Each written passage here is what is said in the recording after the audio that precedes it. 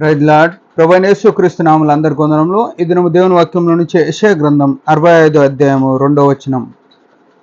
యెషయా 65 2వ వచనం. తమ ఆలోచనలను అనుసరించి చెడు మార్గమున నడుచుకొనుచు లోబడనొల్లని ప్రజల వైపు దినమంతయో నా చేతులు చాపుచున్నాను. ప్రభునందు ప్రియమైన వారులారా, దేవుని యొక్క మహా కనికరం, మహాప్రేమ మరొకసారి మనకు బయలుపరుస్తున్నాడు. మన కొరకు కలువరిశిలలో ఆయన చనిపోయినాడు. ఆయన రక్తం చేత విమోచింపబడిన జనులుగా, పరిశుద్ధ జనముగా, సంఘముగా మనల్ని మార్చినప్పటికీ ఆయన చేతులు చాపి మరలా పిలవలసి వస్తుంది. లోబడనొల్లని ప్రజలం అంటున్నాడు. ఆయన గాయపడిన హస్తాలు మరోసారి చాచుతున్నాడు. ఎందుకు చాచుతున్నాడు అని ఆలోచన చేస్తే ఇందులో ఎవ్వరం తప్పించుకోనికి లేదు.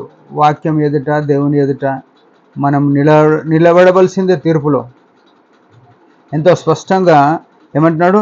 తమ ఆలోచనలను అనుసరించి చెడు మార్గమున నడుచుకొనుచు అంటున్నాడు. ఎంతో విచిత్రం కదా. దేవుడు ఏం కోరుకుంటున్నాడు?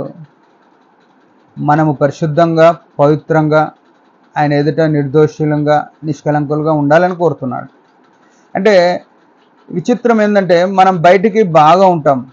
బయటికంటే మన వస్త్రధారణ కానీ, మన మాటల తీరు కానీ, మన యొక్క బైబిల్ పట్టుకొని లేకుంటే దేవుని గురించి మాట్లాడడం, ఇవి చాలా బాగుంటాయి. వీటిలో ఎలాంటి దోషము కానరాదు ఎవరికి. కానీ దేవుడు చూసేది, దేవునికి కానవచ్చేది ఏంటంటే తమ ఆలోచనలు అంటున్నాడు. మన ఆలోచనలు, మన హృదయ గోచరములు ఏమై ఉన్నాయి అని దేవుడు చూస్తున్నాడు. వాటి విషయంలో ఏం చేస్తున్నామంటే వాటిని దుష్టత్వముగా, తప్పు త్రోవలు ఆలోచన చేసి వాటిని అనుసరించి నడుచుకుంటున్నాము అని చెప్తున్నాడు. నిజమే. మనము, నా వరకు అనిపించింది ఏంటంటే, మనము తప్పుగా నడుచుకోకపోవచ్చు, కానీ తప్పు ఆలోచనలు మన మనసులోనికి వస్తుంటాయి.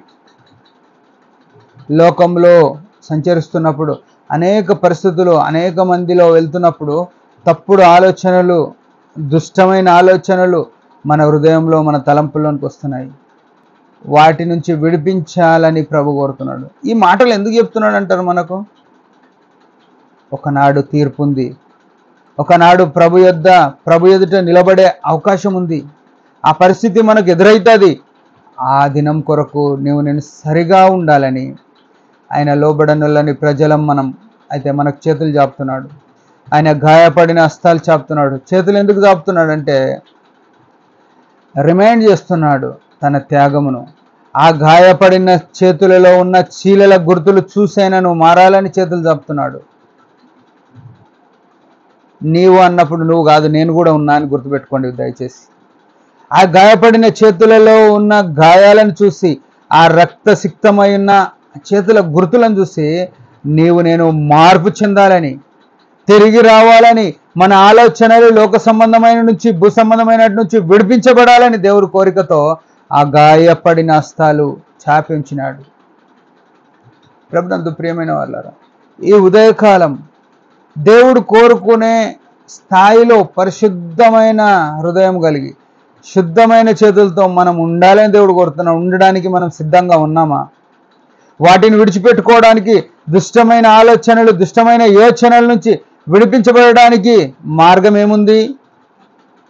అన్నీ వస్తుంటాయి. వాటి నుంచి విడిపించబడడానికి మార్గం ఏముంది? ఏకైక మార్గం జీవగ్రంథమే.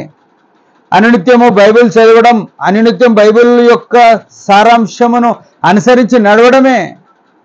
ఇంకో మార్గం లేదు. అందుకే కీర్తనలు 119 అధ్యాయం 9వ వచనంలో యవనులు తమ నడత దేని చేత శుద్ధి చేసుకుంటారు అని రాయబడింది. 11వ వచనంలో నీ వాక్యమును బాగా పరిశీలించటాన్ని బట్టియే కదా అని రాయబడింది. ప్రభునందు ప్రియమైన వాళ్ళారా, మన ప్రవర్తన బాగుండాలని దేవుడు కోరుతున్నాడు. మనకిన బాగుండాలంటే ఈ వాక్యమును అన్వయించుకొని దాన్ని సరి చూసుకుంటే మనం పరిశుద్ధంగా అవుతాం. దేవుని వలన ఆశీర్వాదాలు పొందుతాం. శాపం నుంచి దూరం అవుతాం. ఈ విషయం మనం ఎరిగి మన జీవితంలో నడవాలని దేవుని యొక్క కోరిక. దేవుడి మాట దీవించును కాక చిన్న ప్రార్థన. పరమ తండ్రి యేసు ప్రభు నామములో వందనాలు. మేము దుష్టపు ఆలోచన నుంచి విడిపించబడి నీకు ఇంపైన రీతిలో బతుకుట కృపనీయమని, నీ ఆత్మ నడిపింపు దయచేయమని యేసుప్రభు నామములో ప్రార్థిస్తున్నాం తండ్రి. ఆమేన్. మీరందరి పరిచర్య గురించి భారంగా ప్రార్థన చేయండి. Praise the lord.